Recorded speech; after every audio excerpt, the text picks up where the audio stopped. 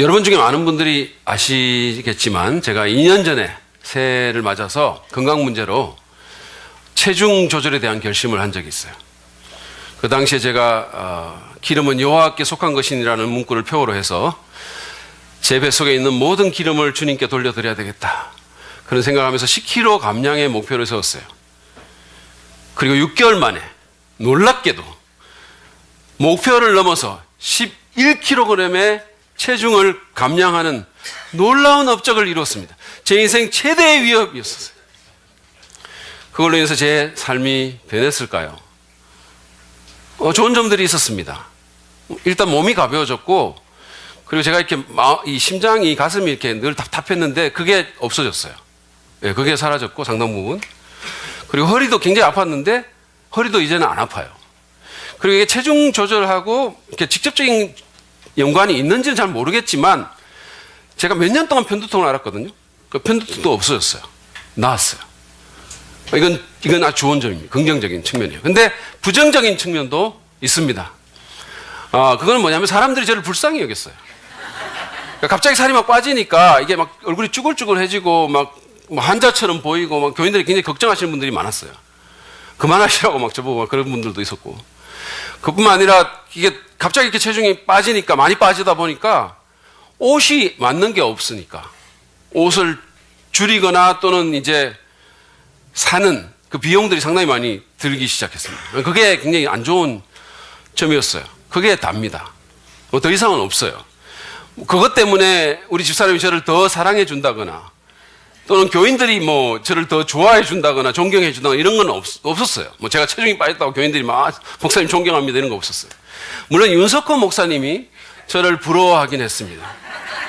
부러워했어요. 그리고 엄청 도전을 받아가지고 자기도 살을 빼겠다고 이렇게 그때 했는데, 그러면서 여전히 짬뽕밥을 그 국물과 함께 계속해서 먹었어요.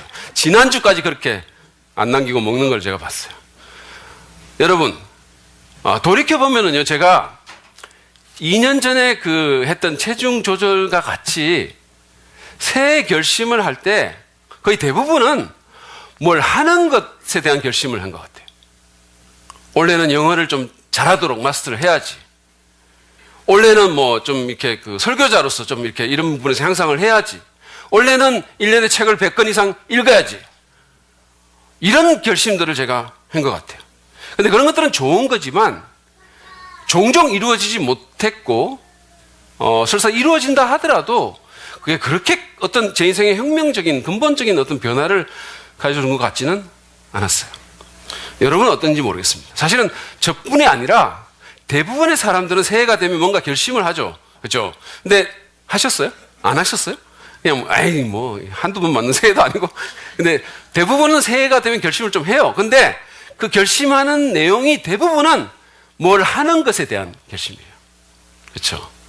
원래는 이 몸뚱이를 몸매로 만들겠다. 반드시 그렇게 하겠다. 또는 원래는 사업 매출을 얼마 이상 올리겠다. 원래는 직장에서 승진하겠다. 뭘 하는 것에 대한 결심을 합니다. 그런가 하면 어떤 사람들은 관계에 대한 목표를 세워요. 원래는 직장에 있는 그 아무개랑 반드시 사귀어야지.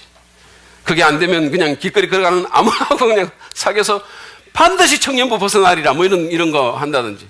원래는 무슨 트위터 팔로워를 5,000명 만들 거야. 직장 내 인맥을 더 늘릴 거야. 부장님과의 어떤 관계를 더 좋게 해가지고 신임을 받을 거야. 아니면 아내와의 관계를 좀 더 좋게 할 거야. 내가 요즘 아내 눈치를 자꾸 보니까 이게 점점 좀 안 좋은 것 같고, 나이가 40이 넘으니까 악력은 점점 세지고, 남성 호르몬이 왕성하게 분비되니까 점점 사나워지고, 이거 지금부터 좋게 안 하면 나중에 크게 타박 맞을 것 같아.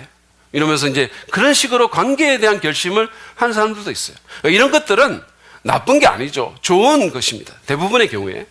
그렇지만 위대한 결심은 아니에요.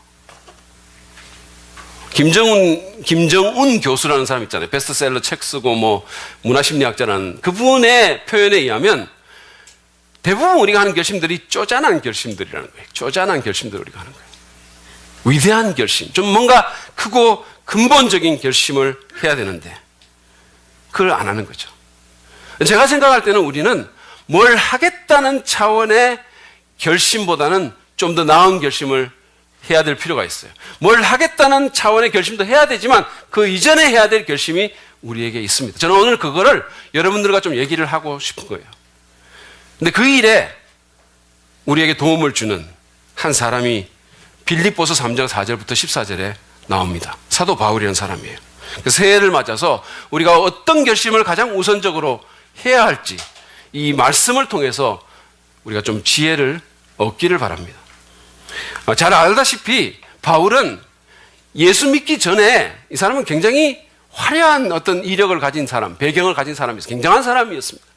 학자였고 집안도 좋았고 엄청난 성취를 했던 사람이었어요. 그 사람이 직접 자기의 과거에 대해서 밝힌 대목이 빌립보서 3장 4절부터 6절이에요. 한번 보십시오. 하기야 나는 육신에도 신뢰를 둘만 합니다. 다른 어떤 사람이 육신에 신뢰를 둘만한 것이 있다고 생각하면 나는 더욱 그러합니다. 다시 말하면 그 누구보다도 인간적으로 자랑할 게 많다는 거예요.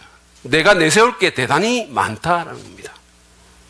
나는 난지 8해 만에 할례를 받았고 이스라엘 민족 가운데서도 베냐민 지파요. 이거는 이제 이 사람이 자기가 왕족 출신이라는 거예요. 이스라엘의 첫 번째 왕이 베냐민 지파 사람입니다. 내가 왕족이고 히브리 사람 가운데서도 히브리 사람이고 율법으로는 바리새파 사람이라고 했어요. 이 말은 내가 정통 유대인이고 그리고는 탁월한 학자다라고 주장합니다. 뿐만 아니라 열성으로는 교회를 박해한 사람이요 율법의 의로는 흠잡힐 데가 없는 사람이었습니다. 그 당시에 종교와 정치가 통합된 그 이스라엘 사회에서 나는 다른 누구도 따라올 수 없는 성취를 이룬 사람입니다라고 말하는 거예요. 내 동료들은 감히 꿈꿀 수 없는 그런 일을 내가 해낸 사람입니다. 라는 거예요. 요즘식으로 표현한다면 재벌 2세로 태어나서 최고의 엘리트 교육을 받고 회사의 어떤 부분을 맡아가지고 그 누구도 이루지 못한 그런 혁신을 또는 성장을 이룬 사람이라는 거예요. 물론 바울은 땅콩 때문에 비행기를 돌리지도 않았어요. 대단한 사람입니다. 그런 그가 예수님을 믿고 나서 가치관이 바뀌었어요. 7절 8절입니다. 보시죠. 그러나 나는 내게 이로웠던 것은 유익했던 것, 내가 좋아했던 것은 무엇이든지 그리스도 때문에 해로운 것으로 여기게 되었습니다. 그뿐만 아니라 내 주 예수 그리스도를 아는 지식이 가장 고귀함으로 그 관계적인 그 지식이 너무 소중해서 나는 그 밖에 모든 것을 해로 여깁니다. 나는 그리스도 때문에 모든 것을 잃었고 그 모든 것을 오물로 여깁니다. 굉장히 강하게 표현했어요. 옛날에 좋아했던 것들, 옛날에 소중히 여겼던 것들을 오물로 여긴다는 거예요. 그러니까 해가 착 돋아나니까 달빛이 그냥 하찮게 되는 것처럼, 빛을 완전히 잃어버리는 것처럼 예수 그리스도를 만나서 그분의 은혜와 사랑을 경험하고 나니까 심령이 뜨거워지고 막 뭔가 안 보이던 게 보이고 하니까 옛날에 소중히 여기던 게 그냥 별게 아닌 것처럼 여겨지더라는 거예요. 그게 그렇게 자기의 매력을 빼앗지 못하더라는 겁니다. 이를테면 돈만 알던 사업가가 주님의 사랑을 받고 나니까 그 하나님의 일을 위해서 아무런 조건 없이 그냥 그 돈을 나누는 거예요. 지난주에 우리가 봤던 삭개오 같이 그렇게 돈만 위해서 살았던 사람들이 그 이상의 가치를 발견하게 되는 겁니다. 또는 무슨 여러분이 잘 아시는 원더걸스의 선혜 같은 인기의 정점에 있는 연예인이 수많은 사람들이 흠모하고 좋아하는 그 연예인이 그냥 그런 거 내버려버리고 그냥 오지의 선교사로 그냥 가는 거예요. 가치가 바뀐 거예요. 여러분, 가치관이 바뀌지 않으면서 인생이 바뀌기는 굉장히 힘듭니다. 불가능해요, 사실. 우리가 신앙생활 하면서 자꾸 이게 이렇게 성장이 없지, 왜 이렇게 변화가 없지? 여러분, 잘 보십시오. 그 이유는 우리 가치관이 안 바뀌었기 때문이에요. 우리가 종교적인 의식에는 익숙해지고 그 문화는 우리가 배웠을지 모르지만 우리 안에 있는 가치관이 그대로 있는 거예요. 그러니 삶이 어떻게 바뀌겠습니까? 안 바뀌죠. 바울은 예수님이 너무너무 귀해서 예전에는 정말로 귀했던, 예전에 정말 소중히 여겼던, 예전에 정말 내세웠던, 자랑했던 그 모든 것들을 오물로, 냄새나는 그 오물로 여겼다 그랬어요. 인간적인 집안의 배경이라든지 우리가 너무너무 내세우는 것들이잖아요. 그렇죠? 집안에 내가 이런 집안에서 태어난 집안의 배경이라든지 지적인 프라이드라든지 학벌이라든지 무슨 사업의 성취라든지 성공이라든지 이런 것들 그냥 오물처럼 여긴다 그랬어요. 가치관이 바뀐 겁니다. 그러니까 가치관이 바뀌니까 인생의 목표도 자연히 바뀌었어요. 그래서 8절 하반절부터 11절까지 보면 그것에 대해서 쓰고 있어요. 보십시오. 나는 그리스도를 얻고 그리스도 안에 있는 사람으로 인정받으려 합니다. 그러니까 사람의 인정이 아니라 하나님께 인정받고 싶다는 거예요. 나는 율법에서 생기는 나 스스로의 의가 아니라 그리스도를 믿는 믿음으로 말미암아 오는 의, 곧 믿음에 근거하여 하나님에게서 오는 의를 얻으려 합니다. 그러니까 불완전한 자기의, 자신의 종교성이나 자신의 도덕성을 갖고 막 애를 쓰는 것이 아니라 사람들의 인정을 받기 위해서 애를 쓰고 사람들에게 그럴듯하게 보이려고 애를 쓰는 것이 아니라 완벽하신 예수 그리스도의 의를 힘입어서 십자가의 날 위해서 대신 죽으신 그분의 그 의를 내가 믿음으로써 하나님께서 그리스도를 근거로 해서 인정해 주시는 그 인정을 받기를 원한다는 거예요. 자기가 그걸 원하고 있다는 거예요. 자, 10절입니다. 계속 보세요. 내가 바라는 것은 내가 목표하는 것은 그리스도를 알고 그분의 부활의 능력을 깨닫고 그분의 고난에 동참하여 그분의 죽으심을 본받는 것입니다. 얼마나 누군가를 본받고 싶었으면 죽는 것까지 본받고 싶었겠어요. 그래야 나는 어떻게 해서든지 죽은 사람들 가운데서 살아나는 부활에 이르고 싶습니다. 예수님을 알고 예수님을 속속들이 본받고 싶다라는 거예요. 한마디로 요약을 하자면 바울의 목표는 이제 더 이상 무언가 대단한 것을 해가지고 사람들 앞에 뭔가 내세울 것을 내세워서 사람들의 인정을 받는 것이 아니라 이제는 정말 예수 그리스도를 알고 친밀히 알고 그분을 본받는 그런 사람이 되고 싶다라는 겁니다. 12절부터 14절은 그가 이 목표를 이루기 위해서 어떤 결심을 또는 어떻게 결심을 했는지를 적고 있어요. 보십시오. 나는 이것을, 다시 말해서 예수님 닮는 사람이 되는 이 목표를 이미 얻은 것도 아니며 이미 목표점에 다다른 것도 아닙니다. 그리스도 예수께서 나를 사로잡으셨으므로, 나를 완전히 매혹시켰으므로 나는 그것을 붙들려고 쫓아가고 있습니다. 형제 자매 여러분, 나는 아직 다시 말해서 예수 닮은 사람이 되는 그 목표를 아직 붙들었다고 생각하지 않습니다. 내가 하는 일은 오직 한 가지입니다.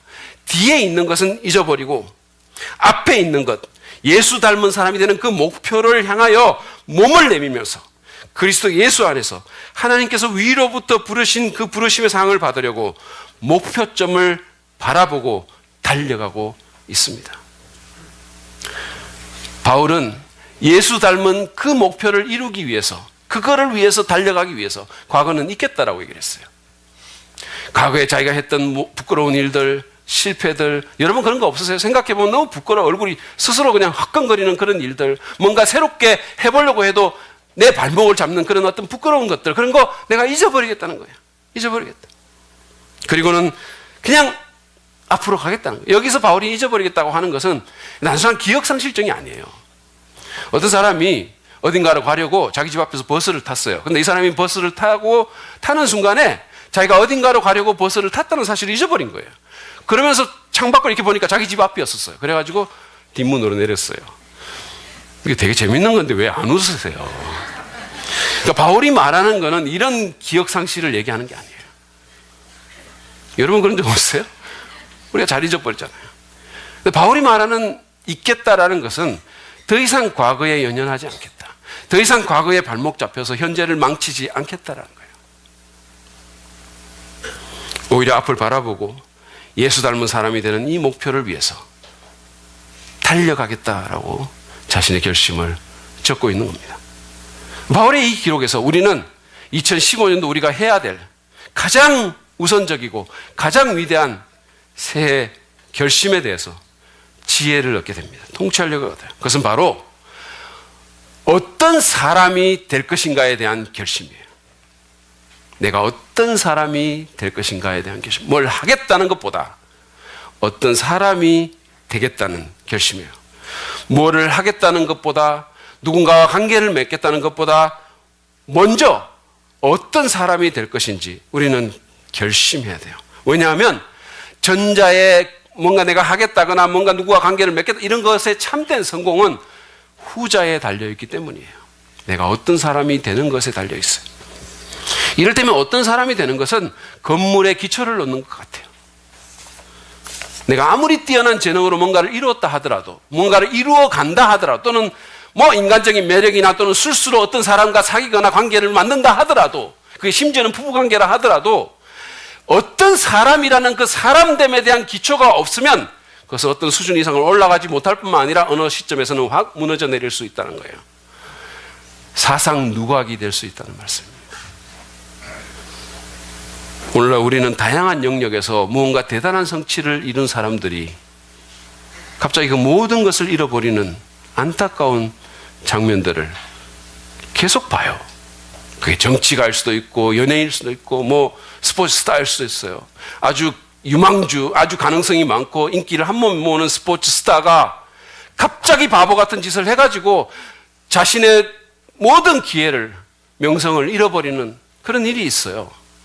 또는 뭐 그냥 아주 좋은 집안에서 자라와서 엘리트 교육을 받고 재벌의 자식으로서 자신의 가진 것을, 자신의 어떤 직위를 주체하지 못해가지고 어느 순간에 그냥 사고치고 감옥 가는 것을 우리가 보는 거예요. 심지어는 엄청난 능력으로, 카리스마로 수만 명의 성도들을 불러 모은 그런 목사님이 정말 이해할 수 없는 그런 잘못을 저지르고 그 존경을 잃어버리고 사회적인 지탄의 대상이 되는 걸 우리가 보는 거예요. 왜 이런 일이 일어나겠어요? 왜 그럴까요? 그것은 아마도 그들이 어떤 일을 해야 되겠다는, 뭔가를 성취해야 되겠다는 것에 너무 사로잡혀가지고 어떤 사람이 되어야 하겠다는 그 결심을 소홀히 하거나 또는 아예 안 했기 때문에 그런 일이 일어났다고 저는 생각합니다. 여러분은 원래 어떤 결심을 하셨나요? 이런 사람이 돼야 되겠다. 혹시 그런 결심을 하셨나요? 뭘 하겠다는 것보다 사람됨에 대한 결심을 먼저 하셨나요? 활동보다는 인격에 대한 결심을 여러분 하셨습니까? 외적인 성취보다는 내적인 성품에 대한 결심을 먼저 하셨나요? 한번 질문해 보시길 바랍니다. 그래야 됩니다. 특별히 우리가 그리스도인이라면, 예수님을 믿는 사람이라면 우리는 예수님 닮은 사람이 돼야 되겠다고 결심해야 돼요. 예수님을 본받는 사람, 예수님을 닮은 사람이 되고 싶다는 그런 소원을 가져야 되고 그런 결심을 해야 됩니다. 그게 선행돼야 우리의 성취도, 우리의 관계도 건강하게 유지되고 더 의미 있게 발전할 수가 있습니다. 그러기 위해서 우리가 해야 될 일이 있어요. 예수님에 비추어서 우리 자신의 성품을 평가해 보고 어떤 부분에서 더 노력해야 될지 여러분 한번 생각해 보시기를 바랍니다. 그것을 성찰할 필요가 있어요. 주목할 필요가 있어요. 우리가 성품에 주목하면, 성품에 주의를 기울이면 성령님께서 우리에게 어떤 것이 필요한지를 노출시켜 주세요. 드러내 주세요. 깨닫게 해주세요. 제가 지난주에 이 설교를 준비를 하다 보니까 그런지 몰라도 지난주 7일밖에 안 됐는데 유독 제 성품이 너무너무 부족하다는 것을 많이 느끼게 됐어요. 제가 참 정말로 연약한 사람이구나라는 것을 너무 많이 깨닫게 됐어요. 그런 기회들을 하나님께서 자꾸 일으켜 주시는 거예요. 한 번은 제가 지난 한 예로, 여러 가지 있지만 그 중에 제일 덜 부끄러운 한 예로, 지난 송구영신 예배 때 제가 이제 다른 교회에 예배드리러 갔어요. 여러분, 제가 여전히 연구 중에 있는 거 아시죠? 네, 그래서 제가 지금 연구를 하기 위해 가지고 강남에서 지금 잘 성장하고 있는 한 교회를 이렇게 예배드리러 갔어요. 가족들과 같이 갔습니다. 근데 예배가 10시 반부터인데 저희가 1시간도 더 전에 도착을 했어요. 그래가지고 그 교회에 들어갔는데 너무 일찍 온 거 아닐까 걱정하면서 들어갔는데 들어가 보니까 앉을 자리가 없는 거예요. 1시간 전에 갔는데 앉을 자리가 없는 거예요. 그래가지고 너무 당황했어요. 그래가지고 보니까 바깥에 막 의자들이 있는데 거기밖에는 못 앉는 이런 상황에 어떤 사람이 2층에 올라가 보라 그래서 2층에 와봤어요. 2층에 갔는데 2층도 다 차 있어요. 간신히 우리 집사람 굉장히 눈치 빠르고 이러잖아요. 막 이렇게 잘 찾는. 그러니까 간신히 자리를 찾았는데 딱 2자리예요. 그래서 우리 집사람하고 우리 딸내미가 거기 앉은 거예요. 그 저는 같이 못 앉아가지고 뭐 이렇게 막 밖에 나갈 위기에 처했다가 간신히 어떻게 하나를 어떻게 알아가지고 저 멀리 떨어져서 한 자리에 제가 따로 앉았어요. 정말 화가 났습니다. 정말로 같이 앉고 싶었어요. 제가 우리 집 사람하고는 따로 앉는 건 괜찮은데 정말로 딸내미하고는 같이 앉고 싶었어요. 정말로 같이 앉아서 송구 영신하고 싶었습니다. 정말로 해피 뉴 이어 하고 막 하고 싶었어요. 근데 나만 이렇게 따로 떨어져 앉는 거예요. 너무 화가 난 거예요. 근데 그 화가 조금 있으니까 시기심으로 발전하기 시작했어요. 질투심이 되는 거예요. 아니 이게 왜 이렇게 사람들이 많이 모이지? 아니 그리고 지금 1시간도 더 남았는데 왜 이렇게 열심히 모이는 거야? 도대체 뭐지? 이런 생각이 드는 거예요. 너무 막 속이 안 편한 거예요. 그러면서 아니 설교도 내가 더 잘한다고 우리 집사람이 말했는데 그리고 인물도 내가 그 목사님보다 나은 것 같은데 뭐야 이거 이런 생각이 드는 거예요. 그런 가운데 10시 반이 됐어요. 그래서 예배를 시작을 하는데 밤 10시 반에 찬양을 열심히 많이 부르더라고요. 거기. 근데 찬양을 부르는 중에 임재라는 찬양을 할 때였습니다. 임재라는 찬양을 하는데 그 찬양의 가사가 하늘의 문을 여소서 이것을 주목하소서 그잖아요. 근데 그 찬송을 이렇게 부르는 순간에 찰나적으로 이것을 주목하소서 하는데 거부감이 확 들면서 제가 주님 안 됩니다. 주목하지 마세요. 이런 생각이 확 드는 거예요. 그러면서 주님 여기는 주목할 필요가 없고 3번에 있는 거기를 주목하세요. 그 생각이 확 드는 거예요. 그 찬송이 되겠어요? 그런 생각하면서 그 찬송이 은혜가 되겠습니까? 저게 왜 여기를 주님 주목합니까? 지금 이런 생각이 확 드는 거예요. 그래서 제가 해결을 했죠. 그러면서 내가 진짜 쪼잔하고 정말로 자기중심적이고 가장 심각한 건 내가 너무 교만하다는 생각이었어요. 하나님의 은혜를 은혜로 모르고 너무 교만한 사람이구나 그런 생각을 했어요. 여러분 어떠신가요? 복음서에 나타난 예수님의 성품에 비추어서 여러분 자신에게 필요한 것은 무엇입니까? 원래 여러분이 한 가지 개발해야 될 게 있다면 그것은 무엇일까요? 용기입니까? 관대함입니까? 온유함입니까? 겸손입니까? 순결입니까? 정직입니까? 열정입니까? 은혜입니까? 뭡니까? 그런 것들을 찾아내고 그 성품 개발을 위해서 구체적으로 여러분 노력하시고 의도적으로 노력하시고 성령의 도움을 구하시기를 바랍니다.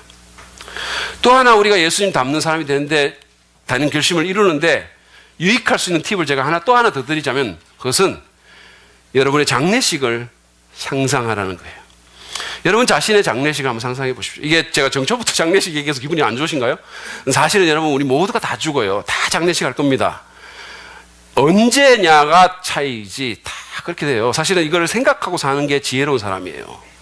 근데 이건 제가 사실은 뭐 지혜로워서 생각한 것도 아니고 실제로는 스티븐 코비라는 사람이 성공하는 사람을 위한 7가지 그거 있잖아요. 거기 나온 책에 나온 얘기예요. 여러분 장례식 한번 상상해 보세요. 여러분 장례식 때 여러분은 이제 돌아가셨어요. 이제 간에 있는 거예요. 그런데 그 장례식을 하는데 여러분의 가족 그리고 여러분의 동료, 여러분의 친한 친구, 그리고 여러분의 목회자가 여러분 너무 잘 아는 어떤 그 사람들이 그 장례식 가운데서 여러분에 대해 해고하는 시간이 있다고 합시다. 그러면 여러분은 그 사람들이 여러분에 대해서 뭐라고 말하기를 원하십니까? 그 사람은 어떤 사람이었다고 말하기를 원하세요? 다시 말하면 여러분은 어떤 사람으로 기억되기를 원하십니까? 한번 생각해 보시기 바랍니다.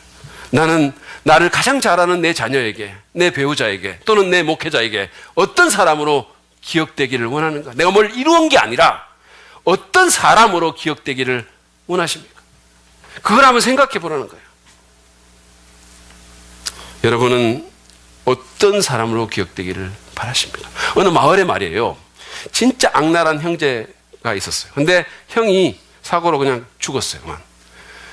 근데 이 사람들은 진짜 악랄하고 정말 아나무인이고 거칠기 짝이 없고 정말 탐욕적인 사람들이었어요.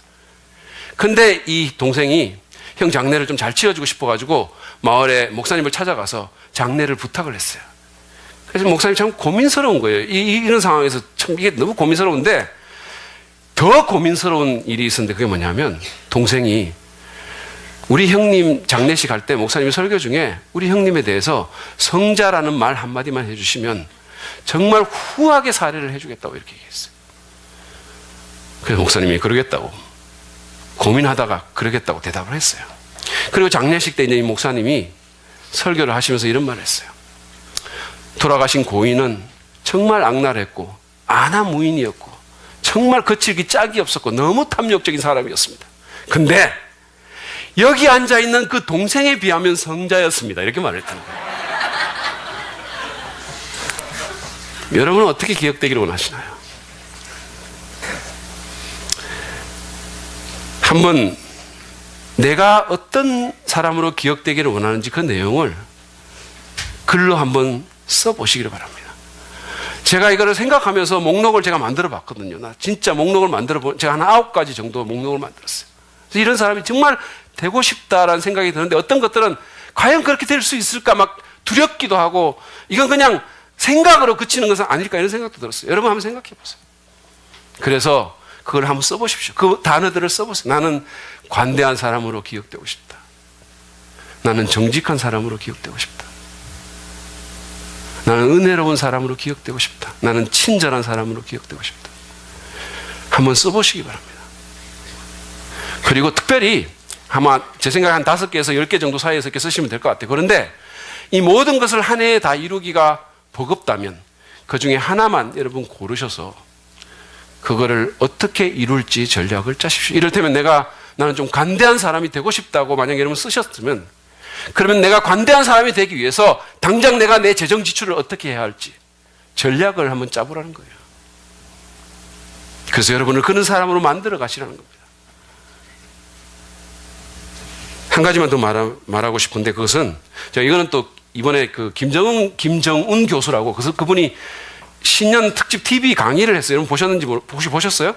근데 이분이 왜 그 에듀테이너라 그래가지고 그냥 굉장히 인기 있는 분인데 제가 우연히 이제 그 이번에 대구 내려갔다가 우연히 보게 됐어요. 근데 이분이 이제 창조적인 삶에 대해서 강의를 하더라고요. 그래서 처음에 보니까 굉장히 좀 흥미로워가지고 제가 3번 다 봤어요.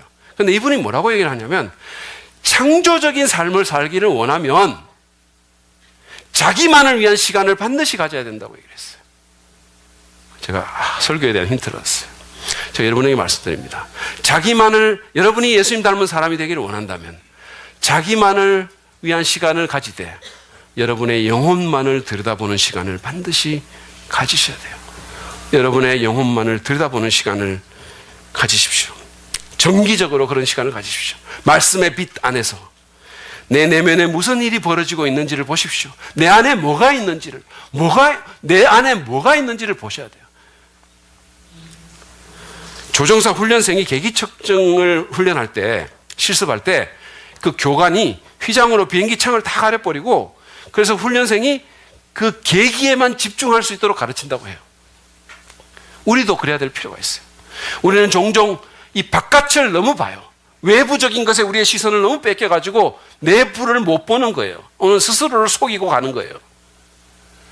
밖에서 벌어지고 있는 나의 활동이라든지 나의 직책이라든지 무슨 사람들의 피상적인 나에 대한 평가라든지 또는 어떤 얄팍한 관계라든지 뭐 이런 거 있잖아요.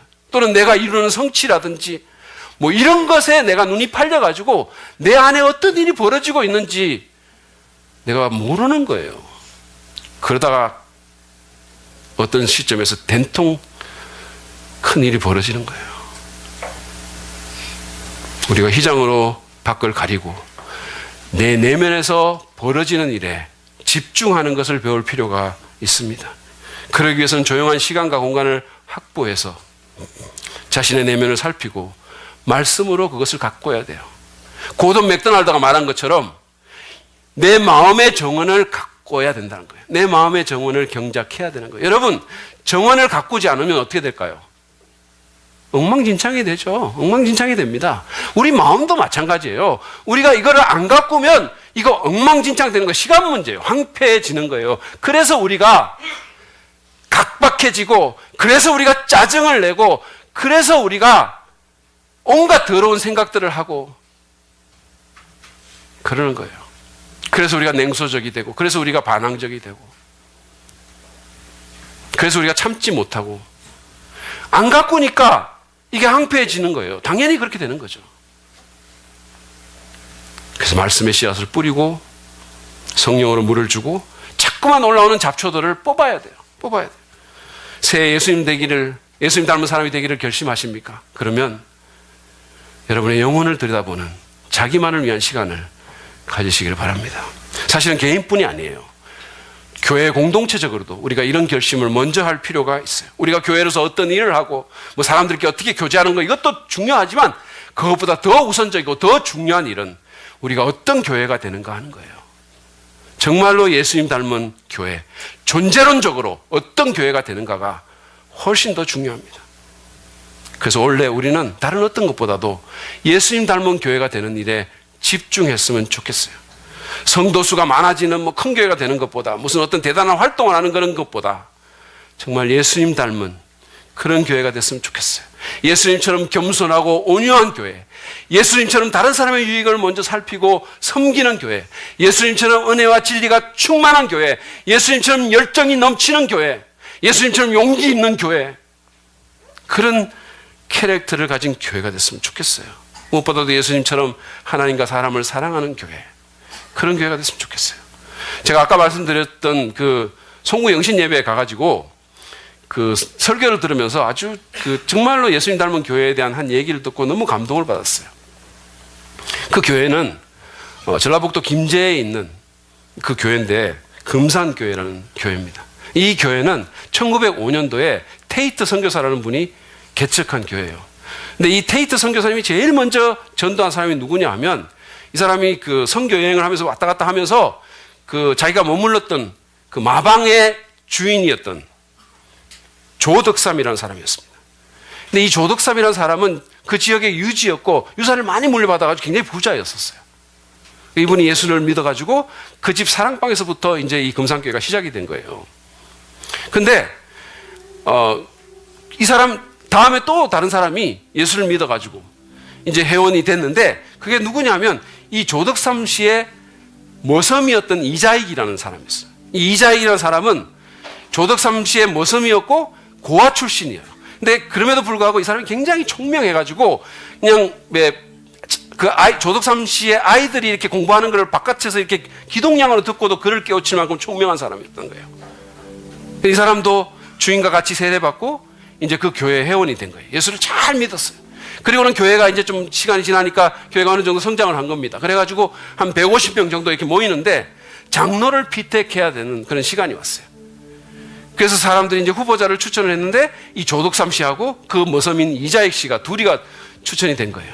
그래가지고 투표를 했는데 그 지역의 유지고 부자고 교회 재정의 대부분을 감당하는 이 조덕삼 씨가 아니라 이자익이, 그 머섬인 이자익이 더 표가 많이 나온 거예요. 그 순간에 테이트 선교사의 몸이 얼어붙었다 그랬어요. 얼어붙었고, 그리고 교인들은 막 당황하면서 막 웅성거리고 막 혼란에 빠졌어요. 불안해하고. 그런 가운데 조덕삼이 교인들 앞에 나가서 나는 하나님의 뜻을 겸허히 받아들여 이자익 장로를 잘 모시고 교회를 더욱 잘 섬기겠습니다, 이렇게 선언을 했다는 거예요. 그 술렁대던 교회가 잠잠해지고 대환영을 하면서 이 조덕삼 씨에게 큰 박수를 보냈다는 겁니다. 이 사람이, 두 사람이 그 후에 이제 어떻게 됐냐면, 집에서는 주인과 모섬으로, 교회에서는 평신도와 장로로, 이렇게 이제 이런 관계를, 이게 참 어려운 일인데 유지를 하면서 자신들이 맡은 본분을 잘 해나갔다는 거예요.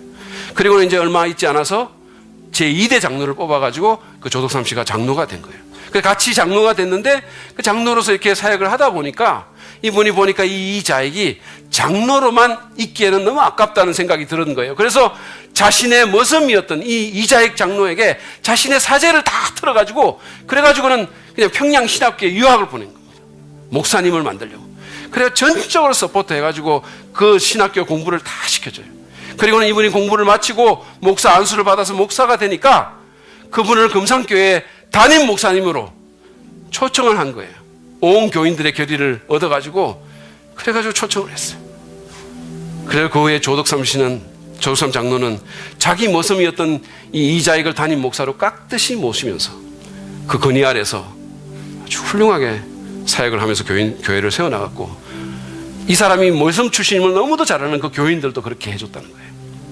그래가지고 이 이자익 목사가 금산교회를 담임하면서 신학교, 교회를 다 아름답게 성장시켰을 뿐만 아니라 신학교도 만들었고, 교단에 3번 연임, 총회장이 3번 연임되는 전무후무한 기록을 세우는 장로교에서 입지전적인 인물이 됐다는 거예요.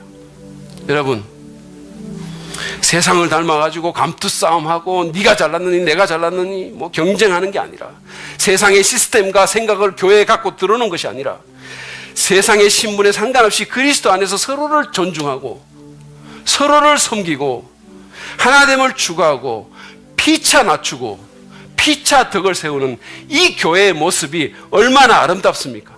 얼마나 예수 닮은 교회입니까? 이런 교회가 되도록 결심합시다. 한번 생각해 보십시오. 이 시간에 상상해 보십시오. 우리가 예수님을 본받는 그런 교회가 된다면, 정말 예수님 닮은 교회가 된다면 어떤 일이 벌어지겠는지 머릿속으로 한번 그려보세요. 여러분, 만약에 우리가 예수 닮은 그런 교회가 되면 세상은 우리를 주목하지 않을 수가 없게 될 것입니다. 우리가 그저 커진다고, 대형교회 된다고 세상 감동받는 거 아니에요. 여러분, 그냥 커지기만 하면 사람도 오히려 욕합니다. 중요한 거는 어떤 교회가 되는가가 더 중요한 거예요. 그러면 하나님도 우리를 귀하게 여기시고 우리를 주목하시고 우리를 쓰실 것입니다. 그런 교회가 그리스도인이 되도록 결심합시다. 제가 서두에 말씀드렸어요. 어떤 사람이 되느냐가 어떤 일을 하고 어떤 관계를 맺느냐보다 더 중요하다고, 그리고 전자가 후자의 참된 성공을 결정한다고 제가 말씀드렸습니다. 여러분과 제가 예수 닮은 사람이 되면 우리의 관계적인 삶은 자연스럽게 좋아질 겁니다. 좋은 사람은 좋은 관계를 맺게 돼 있어요.